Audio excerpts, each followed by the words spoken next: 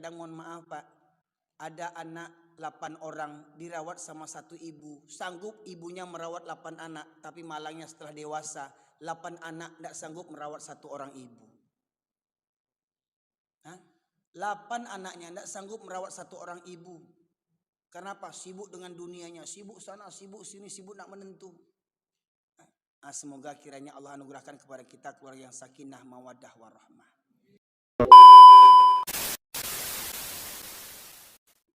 Mohon maaf Pak, ini kan sedang renovasi masjid kita enggak? Masih dalam tahap pembangunan Pak. Mudah-mudahan enggak kejadian ya, mudah-mudahan ya. Kebanyakan tempat lain kalau sedang renovasi masjid begini, masuk waktu sholat apa kata mandornya? Hei anak buah, berhenti kerja, orang sholat. Tapi tukang-tukang tuh enggak sholat. Ya Bu, itu tempat lain, sini sama. Mohon maaf lah Pak, yang nggak sengaja saya Pak. Gimana lagi? Oh, atau mungkin pekerjaannya orang Kristen kali ya? Apa kata mandornya? Berhenti kerja, orang sholat. Tapi dia nggak sholat. Kesimpulannya apa? Tukang tuh bukan orang. Batu kasana ke Ustaz, balik kepada gini Bu. Cenderung kepada dunia, untuk kerja sanggup dia. Manjat sana, manjat sini, angkat sana, angkat sini, kotor sana, kotor sanggup dia. Sholat tak sanggup. Orang malam tidur, dia kerja cari duit. Orang santai-santai dia mendaki gunung untuk pekerjaannya. Ke laut cari ikan. Ke hutan cari kayu. Ke pasar ngangkat beban-beban berat kuli-kuli panggul itu. Tapi sholat tidak. Anjing. Kata Allah Pak. Bayangkan berapa banyak orang Islam bermental anjing Pak Ibu sekalian. Berapa banyak orang Islam hari ini sholat kapan maunya saja. Semoga keluarga kita nggak ada yang begitu Pak Ibu sekalian. Amin ya rabbal alamin. Dan kata Allah dalam ayat ini, apa perangai anjing itu? Anjing itu kalau dinasihati, kalau apa kata Allah? Apabila dia diusik, dijulukannya lidahnya. Apa dia dibiarkan, dijulukan juga lidahnya. Maknanya anjing itu dikasih tahu dengan tidak, nggak sama saja, nggak akan berubah anjing itu Pak Ibu sekalian. Maka di ujung ayat tadi apa kata bunyinya Farhan? Di ujung ayat tadi. Maka ceritakanlah kisah itu, ayat 176 tadi. Jika kamu menghalaunya, dijulurkan lidahnya. Dan jika kamu membiarkannya, ia menjulurkan lidahnya juga. Demikianlah perumpamaan orang-orang yang mendustakan ayat-ayat kami. Demikianlah perumpamaan orang-orang yang mendustakan ayat-ayat. Mendustakan ini gimana maksudnya ini? Dia tahu, tapi tidak mengerjakannya. Dia tahu, tapi pura-pura tidak tahu. Pertanyaannya, apa tidak tahu? Laki orang tuh, bini orang tuh, ayah orang tuh, sholat hukumnya wajib. Lah jadi ayah orang maka tinggal sholat. Lah makin gadang maka tinggal sholat. Mohon maaf kalau anak-anak SD belum balik nggak sholat wajar, anak TK nggak sholat wajar, belum sempurna akalnya, belum balik dia. Ini sudah dewasa, sudah SMA dia, sudah kuliah dia, sudah bekerja dia, sudah sarjana dia, sholat kapan maunya, anjing itu. Kata Allah Pak. Kenapa sampai hari ini banyak orang begitu? Kenapa? Karena keras hatinya, lebih keras daripada batu. Karena apa? Lama tidak mendengarkan kaji. Makanya mohon maaf Pak, kok dapat di komplek ini Pak, ada pengajian khusus untuk remaja dan pemuda Pak. Tolong Pak usahakan itu Pak. Tolong Pak Ibu usahakan, Bapak Ibu yang punya anak, yang punya cucu, tolong hantarkan anak kita ya, pemuda-pemudi pelajar untuk pengajian khusus remaja, pemuda dan pelajar Pak. Tolong. Kalau tidak mohon maaf Pak ya, kalau tidak Bapak semua menanggung dosa semuanya. Saya Pak ya mohon maaf, di Nagari Siano Bukit Tinggi Pak, setiap malam minggu awal saya diundang ceramah di situ ya. Saya ajak remaja-remaja, pelajar-pelajar pemuda dari kelas 5 SD, SMP, SMA, putus sekolah, yang sudah dewasa, ya, umur 20 ke bawah itu, saya ajak malam minggu tidur di masjid, Pak Ibu sekalian. Alhamdulillah terkumpul 100 orang lebih, Pak Ibu. Sudah sholat isya, tahsin tajwid, baca Quran, belajar baca Quran. Sudah baca Quran, istirahat. Memang Pak, yang namanya sudah zamannya sekarang anak candu handphone, enggak langsung saya suruh mereka berhenti main handphone. Boleh, setelah ngaji kalian boleh main handphone, mau main game, tapi celek yang bagus-bagus, jangan celek YouTube yang segala macamnya. Sampai jam 12. Akhirnya jam 12 selesai, saya kumpulkan handphone mereka, dimasukkan dalam tupperware, masuk dalam kamar. Tidur kita. Jam 3 malam saya ajak mereka sholat tahajud, Pak. Malam minggu saya ajak sholat tahajud. Alhamdulillah anak-anak yang kata kita anak mada, anak karengkang, anak berandalan, ternyata diajak sholat tahajud nangis-nangis. Menangis-nangis Pak Ibu sekalian. Anak yang tak pernah sholat tuh tersentuh hatinya Pak Ibu sekalian. Ternyata dia masih dihargai. Ternyata dia masih diperdulikan. Ya, hati-hati Pak Ibu. Kalau kita tidak siapkan waktu untuk remaja-remaja kita nih, habis remaja-remaja kita nih Pak Ibu sekalian. Kalau tidak dari sekarang dia berbekal ilmu agama, nanti dia akan jadi suami orang. Nanti dia akan jadi ayah orang. Bagaimana dia membina rumah tangganya kalau dia tidak punya bekal ilmu agama? Mohon maaf, kalau sekedar nikah saja, kalau sekedar kawin saja, mohon maaf, orang kafir kawin juga. Kalau sekedar kawin saja buat anak saja, baru kawin juga. Anjing kawin juga. Aduh, kalau sekedar punya untuk kawin punya anak aja, anjing kawin juga siapa tadi? Mohon maaf Pak, kalau Bapak Ibu menyekolahkan anak supaya anak jadi sarjana, mohon maaf, di kampung saya di Mangguang tuh Pak, ada sekolah STIB namanya. Sekolah Tinggi Ilmu Barua. Jadi alhamdulillah Pak, Barua di kampung Ambola sarjana Pak, nggak sombong banambo dah. Ya sebiasa saja. Barua di kampung Ambo sarjana Pak, cuman yo Barua tuh nggak pernah ke surau. Barua tuh nggak pernah ke surau Pak, yang sarjana tuh. Barua tuh nggak pernah mengaji. Pertanyaan kalau anak awak nggak pernah ke surau, sarjana anak awak nggak pernah ke surau, bedonya jo Barua di Mangguang tuh. Coba lihat anak kita.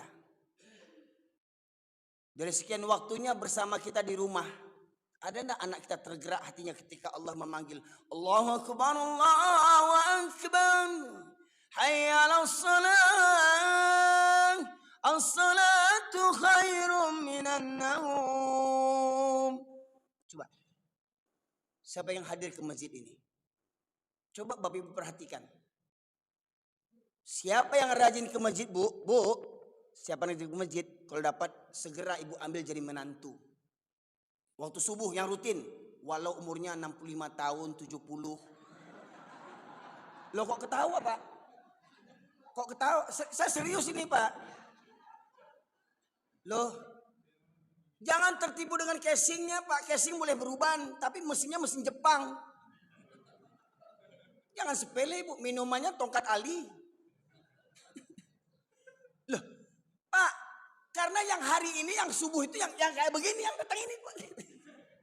65, 70. Saya yakin kalau Ibu ambil jadi menantu yang 65 tahun ini akan selingkuh lagi, yakinlah. Loh, enggak percaya coba. Loh kok berdantang galak Ibu nampaknya. Sebab yang muda-muda tuh enggak ada langkah ke masjid sekarang ini.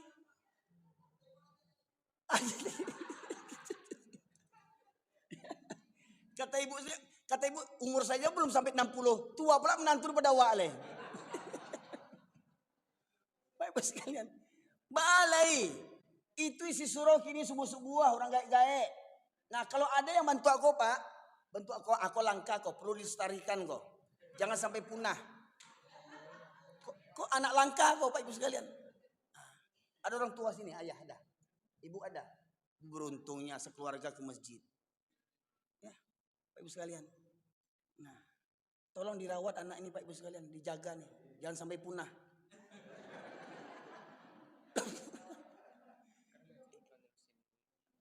Iya, apa kata dia? Karena mereka akan meneruskan perjuangan kita Pak Ibu sekalian dari sekarang ini. Dari sekarang ini dipersiapkan Pak Ibu sekalian. Ya. Jadi Pak Ibu sekalian, begitu pula kalau kita sudah lama tidak mendengar kaji, akhirnya apa? Khatamallahu ala qulubihim wa ala sam'ihim wa ala absarihim ghishawatu wa lahum adzabun azim. Summum bukmun umyum fahum la yarji'un. Mereka tuli, bisu, ya, buta, mereka tidak akan kembali kepada kebenaran. Kenapa? Allah kunci mati hatinya.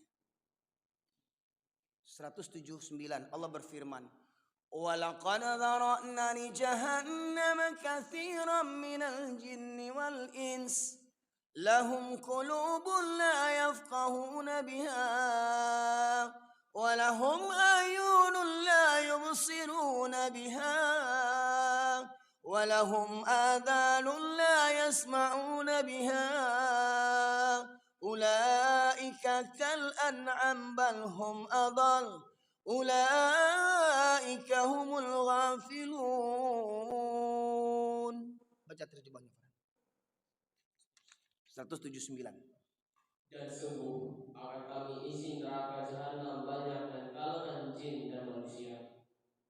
Mereka memiliki hati, tapi tidak dipergunakannya untuk memahami ayat-ayat Allah, dan mereka memiliki mata, tetapi tidak dipergunakannya untuk melihat tanda-tanda kekuasaan Allah.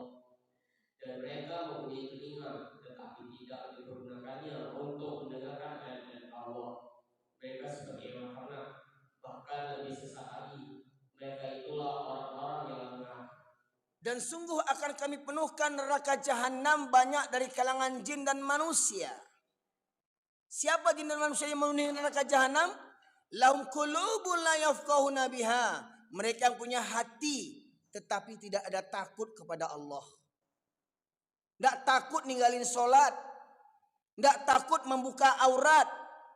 Tidak takut pacaran. Pak Ibu sekalian, pacaran itu zina Pak Ibu. Tidak ada konsep pacaran dalam Islam. Pacaran zina. Jadi jangan bangga kalau anak kita pacaran zina. Ya. Sekarang kan orang tua hari ini bangga kalau anaknya punya pacar. Kamu udah punya calon. Ya. Kemudian dibebaskan pergi kemana-mana berdua-duaan. Bahkan katanya kalau sudah tunangan boleh pergi kemana-mana. Ditanya sama tetangga, kemana anak Uni? Pai ke Bali, Josia, jo tunangannya. Bangga lah tuh. Naik lo oto Cindurmato, oto apa? Oto ALS lah misalkan.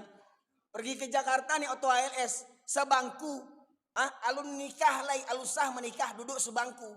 Kira-kira kalau mengantuk apa? Kira-kira kalau mengantuk bantu. Bantu tuh. Laki perempuan tunangan, pacaran, kalau ketiduran gimana? Astagfirullah. Begini. Aduh. Gak kuat. Kalah lo orang laki bini. Orang tuanya membiarkan, orang tuanya yang celaka itu. Orang tuanya dayus itu. Dayus itu apa?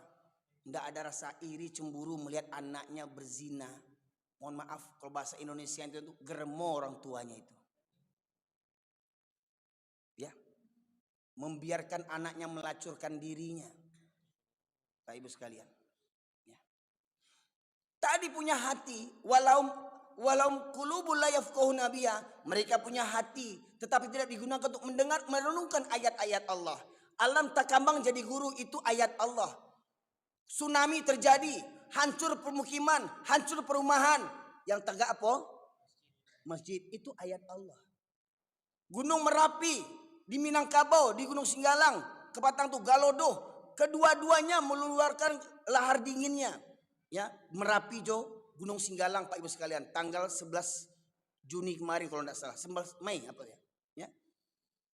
Hancur rumah-rumah, ayam tagak, ketika cari video, masjid tetap tagak. Maknanya apa? Allah ingin mengingatkan kita orang Minang, orang surau, babaliak ke surau, ramikan surau. Surau lah sampai salame di muka bumi Allah. Nah itu yang dijauhi oleh pemuda hari ini. Di situ yang pemuda jauh hari ini. Langka pemuda-pemuda yang cinta ke masjid. Termasuk hari ini di mana-mana saya melihat.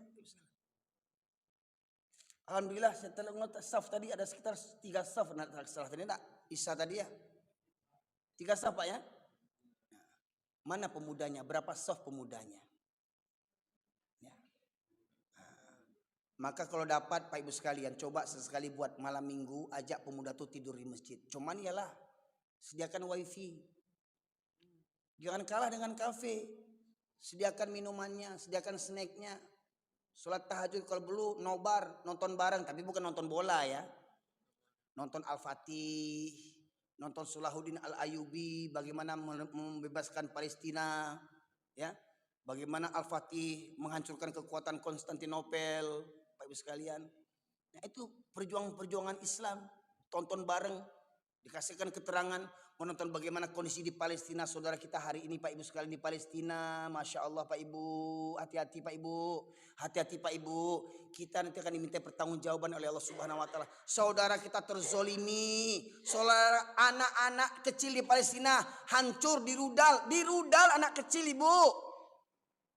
Rumah sakit dirudal, masjid dirudal, ambulan dirudal, dokter-dokter, perawat-perawat, bayi-bayi dirudal. Dunia hanya sekedar menonton, Pak Ibu sekalian. Mana pasukan keamanan PBB yang diterjunkan ke Palestina situ? Seakan-akan dunia bersepakat untuk membunuh, membasmi saudara-saudara kita di Palestina. Apa kata orang Palestina? Bukankah kami saudara kalian seiman dan setakwa? Bukankah kami ini hamba Nabi Muhammad? Kenapa kalian biarkan kami? Hei raja-raja Arab, hai raja-raja Arab, hai pemimpin-pemimpin Islam, mana tentara kalian? Amerika membantu Israel mengirimkan tentaranya, mengirimkan pesawatnya, mengirimkan kapalnya. Mereka orang kafir menolong Israel, Pak Ibu sekalian, sang penjajah. Amerika, Prancis, Jerman membantu Israel. Palestina siapa yang bantu? Pak Ibu sekalian.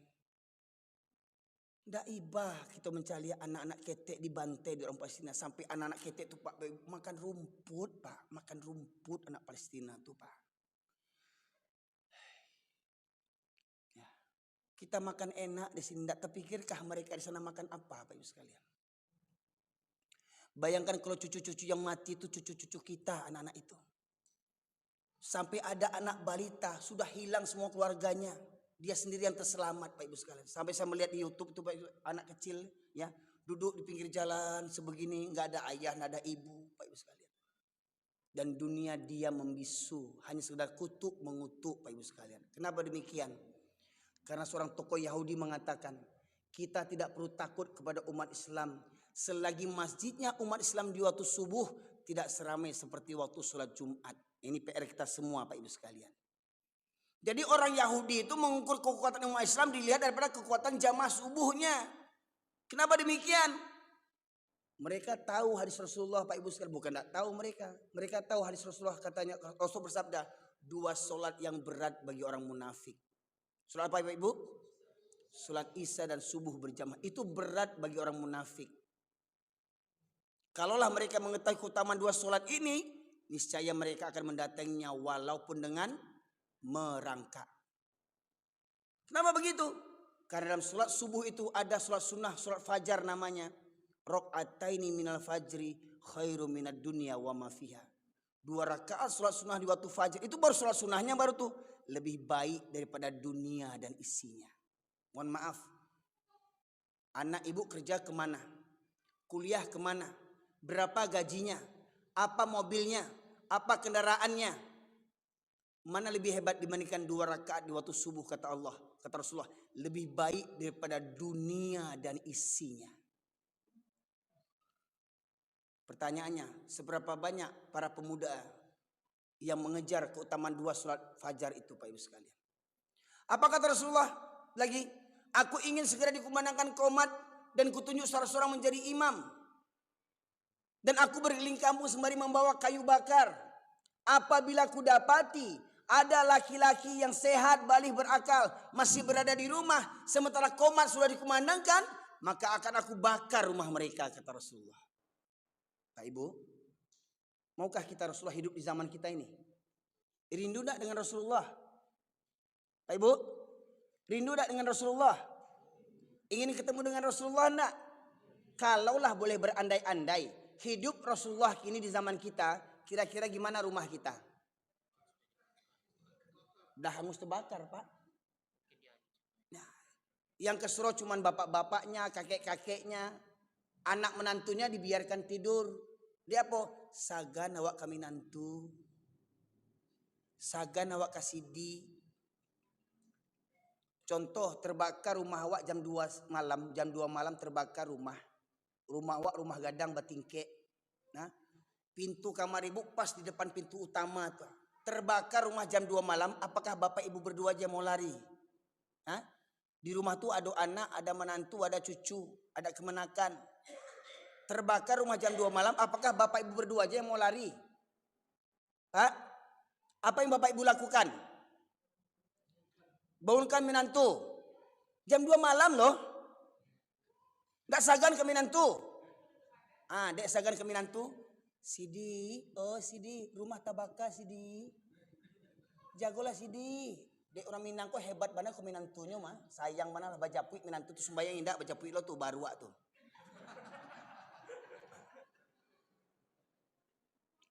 Baca puik lo tuh hilang lo piti berjuta-juta mencoba baru tuh.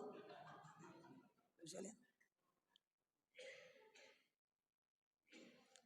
Tabaka rumah jam 2 malam, dek sagan kami nantu menjagonya. Sidi, oh Sidi, rumah tabaka Sidi. Itu menjagoannya rumah tabaka jam 2 malam. Bapak Ibu sekalian, bagaimana menjagoannya? Hah? Digunda dah pintu tuh. Kok bisa didobrak? Dobrak nak. Cuman umur ibu dah 75 tahun, bahkan udah nak talok, Pak Ika luar. Tolong, tolong. Sidi ambo, anak ambo, tak kuruang. Orang kampung tibo. Dipangan orang pintunya, didobrak nak. Tubret, didobrak. Namun karena menantu kamarnya pakai AC, stream bednya harga 50 juta. Ya, cover bednya 10 juta. Bantalnya 5 juta. Kenaan tidur, selimutan. Dek sagar ke menantu, dek gang. Sidi, oh Sidi, rumah tabaka. Gitu menjagoannya. Hah? Gitu menjagoannya. Diegang dak. Diegang dak. Umpama ke kakinya, Sidi rumah terbakar. Ndak begitu. Bu? Begitu ndak? Waktu sholat subuh begitu ndak bangunkannya? Waktu sholat subuh begitu ndak menjauhkan Sidi itu? Tangguanglah beko Bapak Ibu sekalian. Juapi dunia, came hawa hangui Sidi itu. Juapi neraka? Kok sayang ke anak, kok sayang ke menantu, kok sayang ke cucu, jagoan subuh. Barangke kamu saji, yang laki-laki kamu saji. Kecil Rasulullah. Sebaik-baik sholat laki-laki yang fardu itu di masjid. Sebaik-baik sholat wanita itu di rumah. Jadi kalau ada suami sholat di rumah, menantu sholat di rumah, itu namanya lelaki solehah. Lelaki solehah itu yang sholat di rumah itu Pak Ibu sekalian. Ya. Kenapa begitu? Karena dia lebih mencintai rumahnya dibandingkan Allah Subhanahu wa Ta'ala. Di masa Rasulullah bertanya seorang sahabat bernama Abdullah bin Ummi Maktum, ya Rasulullah, engkau tahu aku ini orang tua yang buta. Aku tinggal sebatang kara. Rumahku jauh dari masjid. Jalan berliku-liku, banyak binatang berbisa. Ya Rasulullah, bolehkah aku sholat di rumahku? Orang tua buta Pak, minta keringanan kepada Rasulullah. Apa kata Rasulullah? Apakah kau mendengar seruan azan? Dengar ya Rasulullah. Maka tidak ada keringanan bagimu untuk sholat di rumahmu. Orang tua buta tidak dapat keringanan sholat di rumah. Bagaimana yang muda tidak ke masjid? Apanya yang buta? Itu tadi, khatamallahu ala qulubihim wa ala sam'ihim wa ala absarihim ghisyawatun walahum azabun azim. Kenapa seseorang disesatkan oleh Allah? Kenapa Allah memberikan dia sesat? Apa kata orang? Oh, ini sudah takdir, gimana lagi? Saya disesatkan, sudah takdir Allah. Nanti kalau baiknya semua orang, sholat semua orang, nanti neraka siapa yang isi? Ya, ini sudah ditakdirkan Allah Pak. Mana yang ke surga, mana yang ke neraka. Kalau ke surga semua orang, neraka kosong. Jadi Allah sudah takdirkan saya ini ke neraka. pertanyaannya, mau enggak babi Israel ditakdirkan ke neraka? Mau enggak? Alangkah zalimnya Allah kalau kita ditakdirkan ke neraka tanpa kita ikhtiar dan usaha, Pak Ibu sekalian. Nah, diantaranya Pak, Tuhan yang batil itu tadi selain setan Pak, selain setan Tuhan yang batil itu yang kedua, buka surat ke-45 Al-Jasiyah, langsung 45 ayat 23. Tadi yang pertama Tuhan yang batil selain setan, yang kedua ini kita dengar Pak. Yang kedua hawa nafsu. Ayat 23.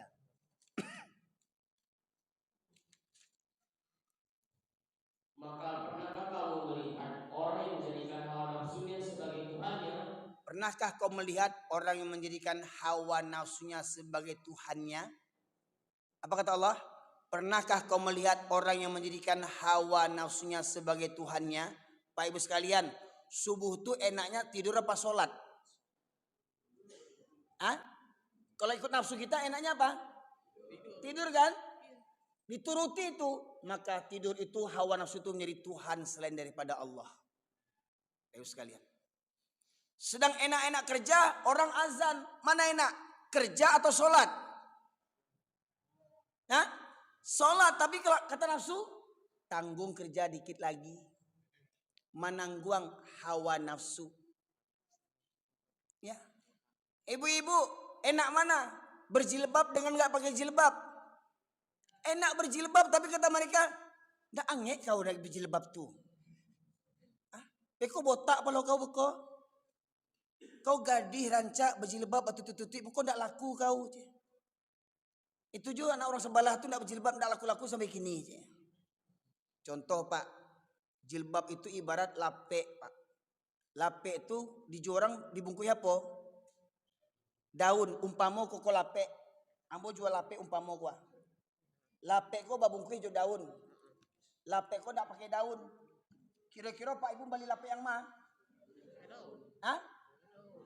Lapek yang ndak berdaun kau awak tahu bisa merasuan lunak apa indaknya? Oh, kau kareh tapungnya kau. Hah? Tapi lapek kau ndak berdaun. Lewe oto ngong abu. Datanglah. Pertanyaannya, ada ndak orang yang membeli lapek ndak berdaun kau? Hah? Ada ndak? Ndak ada. Tapi kalau ada yang mau, bau orang itu. Hah? Sakit gilo. Nah kini yang bantu tuh padus yang laku gini. Padus yang tidak berjilbab diambil jadi menantu. Diambil jadi bini. Berarti yang suka padus bantu tuh gilo tuh. Ada anak awak mencari calon istri tidak berjilbab calon istrinya. Berarti anak awak tuh ada kelainan jiwa. Jadi wanita yang tidak berjilbab itu ibarat lapek tidak berdaun Pak Ibu sekalian. Banyak tangan orang malake di badannya tuh desi orang. Dipertontonkan orang, dipacalian orang, seksi badannya begini-begini. Ya. Atau berarti kalau ada laki-laki mau dengan perempuan yang tidak berjilbab walaupun cantik, seksi, bahenol, berarti laki-laki itu ada kelainan jiwa berarti. Ya. Yang penting lapek katanya. Sekalian. Aneh. Jadi orang yang mempertuhankan hawa nafsunya, ada orang yang mempertuhankan hawa nafsunya. Lanjut. Dan Allah membiarkannya sesat dengan sepengetahuannya. Dan Allah telah mengunci pendengaran dan hatinya serta meletakkan tutup atas penglihatannya. Maka siapakah yang mampu memberikannya petunjuk setelah Allah membiarkannya tersesat?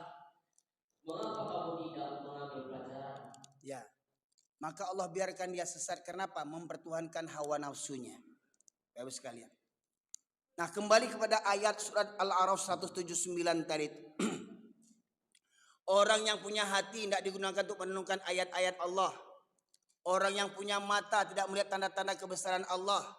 Orang yang punya telinga tidak digunakan mendengarkan ayat-ayat Allah. Apa kata Allah? Ulaika kal an'am. Mereka seperti binatang ternak. Bahkan lebih sesat daripada binatang Pak Ibu sekalian. Ya, itu firman Allah Pak Ibu sekalian. Nah, jadi pertanyaannya siapa yang kareh gini kok? Kajian yang kareh atau hati orang yang kareh? Lah sebantu tu kaji ko Allah sabui anjiang, Allah sabui binatang ndak berubah jolei. Contoh Pak Ibu sekalian. Sarak mangato orang Minang kan hebat falsafah ko. Adik basani jo sarak basani jo kitabullah, sarak mangato adik memakai. Sarak mangato hukum sholat berjamaah bagi para laki-laki hukumnya wajib. Akato sarak Al-Baqarah 43. Wa aqimus salata wa atuz zakata warka'u ma'araki'in. Dirikanlah salat hukumnya, tunaikanlah zakat hukumnya, dan rukuklah bersama orang-orang yang ruku. Maksudnya di mana orang ruku? Waktu kapan? Orang-orang yang ruku berapa yang ruku? Orang-orang yang ruku berapa yang ruku? Berarti banyak. Banyak itu dalam bahasa Islam namanya jamak. Kalau sholat namanya berjamaah. Jadi menurut ayat ini silahkan cari semua tafsir Al-Quran. Tafsir Ibnu Katsir, tafsir Imam Qurtubi, tafsir Buya Hamka Al-Azhar. Apa ini maksud ruku bersama orang yang ruku? Ulama tafsir sepakat yang dimaksud sholat berjamaah hukumnya wajib bagi para laki-laki. Syarat mengatur adik memakai. Surat An-Nisa 102 tentang sholat berjamaah Pak sekalian. Ya. 102 An-Nisa 102. Ya. Ayat surat keempat. Ya. Surat keempat ayat 102. Tentang kata syarat. Bagaimana hukum berjamaah menurut syarat? Ya, baca terjemahan. Dan apabila engkau Muhammad berada di tengah-tengah mereka, sahabatmu. Apabila engkau Muhammad, yang dimaksud Muhammad siapa Ibu sekalian? Nabi Muhammad berada di tengah-tengah sahabatmu. Siapa sahabatnya? Di antaranya Abu Bakar, Umar, Utsman, Ali, ya, kaum muslimin di Makkah, kaum muslimin di Madinah. Ya, Allah ingatkan, Allah ajak bicara Nabi Muhammad dan para sahabat. Lanjut. Lalu engkau hendak melaksanakan sholat bersama mereka. Hendak melaksanakan sholat bersama mereka. Itu sholat apa? Sholat bersama mereka. Sholat apa itu? Sholat berjamaah. Maka hendaklah segolongan dari mereka berdiri sholat besertamu dan menyandang senjata mereka. Sholat menyandang senjata. Sholat di mana? Sholat di medan perang. Pak Ibu sekalian, apa taruhan sholat di medan perang? Nyawa taruhannya Pak. Semestinya orang di medan perang itu diringankan untuk tidak sholat berjamaah. Kenapa? Bisa jadi nyawa taruhannya, sedang sholat dibom orang, sedang sholat diserang orang. Tapi Allah Maha Tahu, Maha Kuasa Pak. Allah atur bagaimana tata cara sholat di medan perang. Lanjut. Kemudian apabila mereka yang sholat besertamu mereka yang sholat besertamu sujud, terus telah menyempurnakan satu rakaat, hendaklah mereka pindah dari belakangmu untuk menghadapi musuh. Lanjut. Dan hendaklah datang golongan yang lain yang belum sholat. Lalu mereka sholat denganmu. Dan hendaklah mereka bersiap-siaga sembari menyandang senjata. Ini contohnya Bapak Ibu sekalian. Ini contoh nih. Ini contoh imam. Ini makmum shaf yang pertama. Makmum shaf yang kedua. Sholat di medan perang. Sholat di medan perang tuh bawa karpet begini Pak. Sholat di medan perang pakai keramik begini. Sholat di medan perang pakai AC, pakai kipas. Sholat di medan perang pakai parfum. Sholat di medan perang bajunya bersih rapi? Tidak. Sholat di medan perang boleh jadi di tengah hutan, di bebatuan, di tepi pantai. Boleh jadi tanahnya basah, tanahnya kering, ada kerikil. Mereka sholat tanpa bawa sejadah. Mereka sujud langsung ke tanah Pak Ibu sekalian. Ketika imam ruku, Allahu Akbar. Umpama imam ruku, Allahu Akbar. Imam ruku. Makmum yang shaf pertama ikut ruku, Allahu Akbar. Tapi makmum yang shaf kedua tetap berdiri siap siaga sembari menyandang senjata Pak. Dalam kondisi sholat ini Pak. Imam ruku. Makmum shaf pertama ruku. Makmum saf yang kedua tetap berdiri siap siaga sembari menyandang senjata. Dalam kondisi sholat ini. Sami Allah liman hamidah. Rabbana lakal hamd. Tetap siap siaga. Imam sujud. Allahu Akbar. Allahu Akbar. Tetap siap siaga.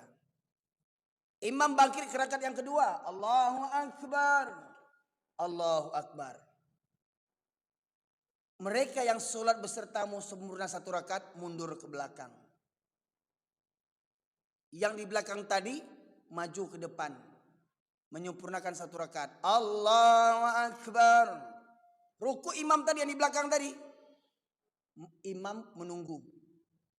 Makmum ini ruku, imam menunggu. Makmum yang menurut ke belakang siap siaga sembari menyandang senjata. Sampai makmum ini menyempurnakan satu rakaat, bangkit ke rakaat yang kedua. Allahu Akbar. Baru imam memulai rakaat yang kedua, Pak Ibu sekalian. Itu di medan perang sholat berjamaah diatur sama Allah. Nabi, Pak. Tidak manga-manga dibandingkan presiden loh, Pak Ibu sekalian. Tidak manga-manga dibandingkan raja, perdana menteri, gubernur. Nabi langsung terjun ke medan perang. Memimpin sholat berjamaah. Bagaimana mungkin presiden tak sholat berjamaah? Bagaimana gubernur, atasan tak sholat berjamaah? Siapa kita dibandingkan Nabi? Si Jangwiko ada jaminan masuk surga, si Jangwiko. Hah? Dengan jubahku apa awak jamin masuk surga kah? Dengan jidat hitam dijamin masuk surga? Dengan sorban segadang galuang dijamin masuk surga? Awak kok tidak ada jaminan masuk surga, Pak Ibu sekalian. Tapi Nabi dan para sahabat dijamin masuk surga. Tak pernah meninggalkan sholat berjamaah walaupun di medan perang. Walau di medan perang. Nyawa taruhannya. Awak sia dibandingkan Nabi. Sia awak dibandingkan Nabi. Kok adolah laki-laki Minangkabau ndak datang ke musaji. Jangan mengaku orang Minangkabau juga lebih malu. Kabau. Kok ada laki-laki Minang ndak ke surau kabau. Balik ke surat tadi Pak. Al-A'raf 176. Meletakkan apa? Al-A'raf 176. Mereka cenderung kepada dunia. Dan mengikuti hawa nafsunya yang rendah. Ndak kamu saji. Dia apa? Sanang lalok di rumah. Jo bininya bapaluk palua. Sanang nonton bola. Sanang main chip. Ndak tak aja sholat berjamaah. Surah Al-A'raf 176. Bunyinya Pak. Seperti apa? Anjing.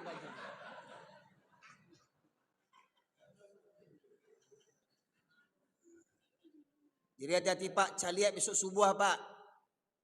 Pak, syarat mengatur sholat berjamaah hunya wajib bagi laki-laki. Jadi kalau ada laki-laki beko di komplek kau yang nak musaji, hati-hati. Berarti anjing gitu. Caliak besok subuh. Siang orang tibonya.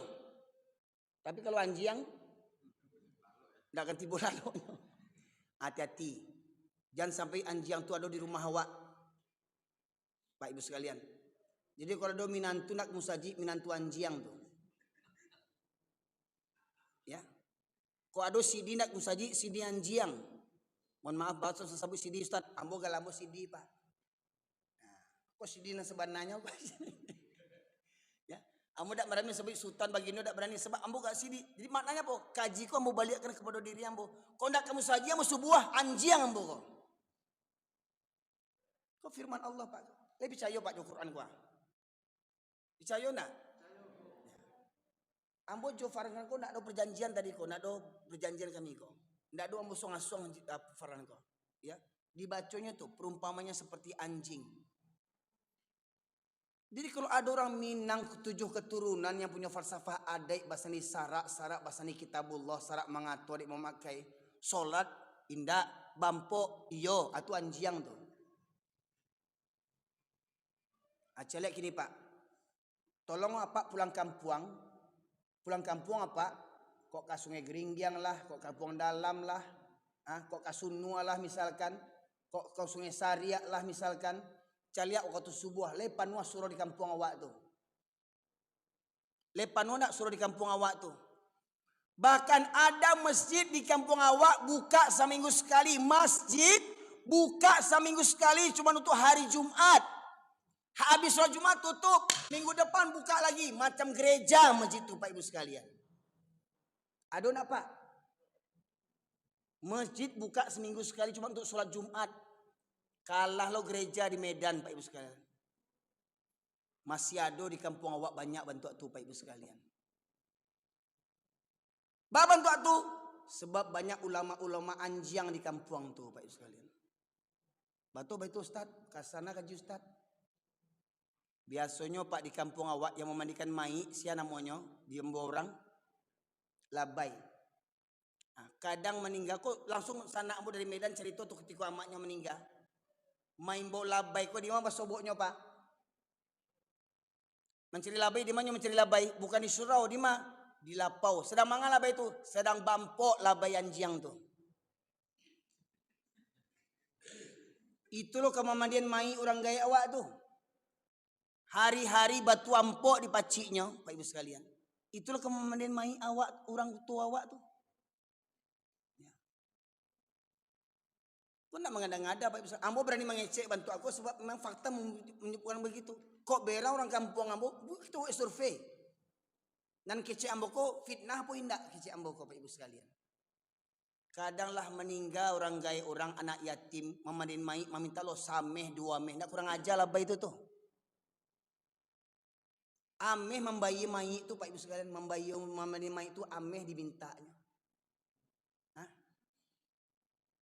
Barang nak kasanang labai-labai itu meninggal orang di kampung tuh. Bana kayonya kok dapet itu hari mati orang di kampung tuh. Hah? Alun lebih kau meninggal hari menuju hari menamai kaji. Mendoa, diundang orang sekampung untuk mendoa. Kok orang musaji yang datang diundang tuh lu mendingan Pak, orang musaji habis sholat isya datang musaji mendoa. Aku enggak, yang mendoa tuh bampok kerja. Amin, amin. Sembahyang jo indah, doanya wak minta. Jangan dia makan racun lagi ya sampai matinya.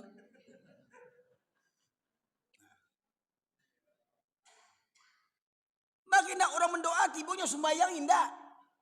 Itu doanya kau minta tuh. Baik sekalian. Karelo aminnya tuh. Sembayang indah. Ancak orang suruh memang kok makan juga. Ancak orang suruh kau bawa makan le. Tapi sebenarnya pun ndak etis. Mohon maaf Pak yo. Ndak etis tiwak makan-makan tapi orang meninggal tuh Pak. Semestinya sunnah Nabi tuh awak yang mantan makan ke tempat orang meninggal tuh awak yang mantan makan selama 3 hari. Bukan awak makan tapi orang meninggal. Sampai hati awak makan. Iyalah kok orang kaya kecil awak tuh. Kok orang bangsai bau utang Pak untuk magih orang makan bau utang Pak. Demi apa? Demi kecil orang kampuang, gengsi beko kecil orang kampuang. Lah jatuh tertimpa tangga, meninggal ayahnya warisan ndak lo dapet magih orang makan lo Pak Ibu sekalian. Sunnah Nabi itu Pak, ketika ada keluarga yang meninggal, tetangga yang mengantarkan makanan ke rumah yang tertimpa musibah selama 3 hari. Begitu Pak sunnahnya. Bukan kita makan di rumah orang itu. Oh kan sedekah Ustaz. Kalau mau sedekah Pak ketika sakit lebih utama sedekah supaya apa? Cepat disembuhkan, cepat didoakan. Bukan sudah mati. Dan kalau mau sedekah itu kan gak mesti harus menunggu 3 hari kan. Gak mesti menunggu 7 hari. Sebulan 2 bulan setahun kan boleh gak bersedekah kita? Boleh. Baik sekalian. Nah Pak Ibu sekalian tolonglah mari benar-benar kita mengkaji Al-Quran, ramikan masjid, ramikan surau, ramikan majlis ilmu, tapi jangan lupakan para pemuda Pak. Tolong jangan lupakan para pemuda. Ya, sebab para pemuda itulah calon ganti penerus kita Pak Ibu sekalian. Bapak Ibu sekalian demikianlah mungkin yang saya sampaikan pada kesempatan kali ini. Terima kasih Farhan. Ya, Fari, terima kasih Fari. Ya, semoga Fari ikut viral nanti ya. Ya. Jadi ingat Pak, yang baca anjing itu bukan nambo si Fahri tadi maco. Ya, jangan Pak berang kambo si Fahri yang baca tadi anjing tadi itu. Ya kan Fahri, tanggung jawab nak, betul kan? Siap nanggung resiko? Tapi sekalian. Nah, intinya apa? Kalau kita mengabaikan Al-Quran, maka tidak ada artinya kita di hadapan Allah Subhanahu wa taala. Untuk apa kita menunggu sanjungan orang? Kan takkan apa itu sekali lagunya. Janganlah mau disanjung-sanjung engkau digelar manusia agung. Sadarlah diri, tahu diuntung sebelum keranda maya diusung. Tiba masanya, sadarlah diri, selimut putih pembalut badan. Kan? Jangan. Ya, maknanya apa? Jangan gila sanjungan. Apa guna penduduk dunia menyanjung kita tapi Allah murka? Biarlah penduduk dunia mengutuk kita asalkan Allah ridho kepada kita, Pak Ibu sekalian. Itu konsep hidup kita. Di ambo kalau dia menyabui ambo Ustadz Anjiang, ndak ibu hati ambo dah. Ustadz Anjiang kumah teh. Anjiang juga kajinya teh. Ndak ibu hati ambo dah. Tapi kalau Allah yang menyabui ambo Anjiang, yo ibu hati ambo. Tapi kalau yang menyebut ambu anjiang yang suka bampok sembahyang seminggu sekali, ndak era namo sebabnya non anjiang sebenarnya tuh. Ya. Jadi kalau anjiang tuh yang menyalaknya sakit hatinya tuh Pak Ibu sekalian. Nah ini kaji nih Pak Ibu sekalian, silahkan. Yang mau jadi orang yang sebenarnya jangan tinggal sholat, terutama sholat berjamaah. Kita cari subuh biswa, yang ndak tiba berarti anjiang tuh. Ya. Kecuali dua keadaan. Yang pertama karena sakit, kedua karena hujan. Nah, cuman cari dulu sakitnya apa, ya? Kau ndak ke subuh tadi ke musajid tanya Pak, kenapa nak ke masjid Pak? Sakit Ustaz. Sakit apa? Sakit panau. Ndak masuk hitungan sakit panau ndak ke masjid. Ya. Ada alasan kenapa nak ke masjid Pak? Hujan Ustaz. Pertanyaannya kalau jam kantor hujan Bapak ke kantor ndak? Jam kantor hujan, Bapak Ibu ke kantor enggak? Hah? Atasan dengar enggak kalau kita alasannya hujan enggak datang? Enggak terima enggak? Ah, hari hujan gimana mau kita pergi? Keluarkan Pajero tuh. Ya, naik motor keluarkan mantel tuh. Kenapa ke kantor kita bisa berangkat, ke masjid enggak bisa berangkat? Lebih jauh mana kantor dengan masjid? Lebih jauh kantor. Kenapa ke kantor bisa berangkat hujan-hujan, ke masjid nggak bisa berangkat? Hati-hati, hati-hati, hati-hati Pak Ibu sekalian. Sholat berjamaah juga merupakan ukuran siapa orang, siapa anjing, Pak Ibu sekalian. Ya, semoga kita ini semua ini dijaga Allah menjadi manusia sejati hendaknya. Semoga kiranya Allah turunkan kepada kita anak keturunan yang manusia sejati, yang tunduk patuh taat kepada Allah Subhanahu Wa Taala. Semoga kiranya Allah anugerahkan kepada ibu-ibu suami yang soleh. Allah anugerahkan kepada bapak istri yang solehah. Allah anugerahkan kepada bapak ibu sekalian anak keturunan yang soleh dan solehah. Kok dapat ketika bapak ibu sakaratul maut, kok dapat ketika kita sakaratul maut anak kita yang menuntun kita. Ayah, ibu baca La ilaha illallah. Anak kita mendampingi kita ketika kita nazak sakaratul maut. Anak kiri kanan kita, ibu baca La ilaha illallah. Kalau bisa ketika kita meninggal dunia, anak kita yang memandikan kita. Kalau bisa ketika kita meninggal dunia, anak kita yang mengafankan kita. Kalau kita bisa meninggal dunia nanti, anak kita yang menjadi imamnya. Kalau kita meninggal nanti, anak kita yang mengusung jenazah kita.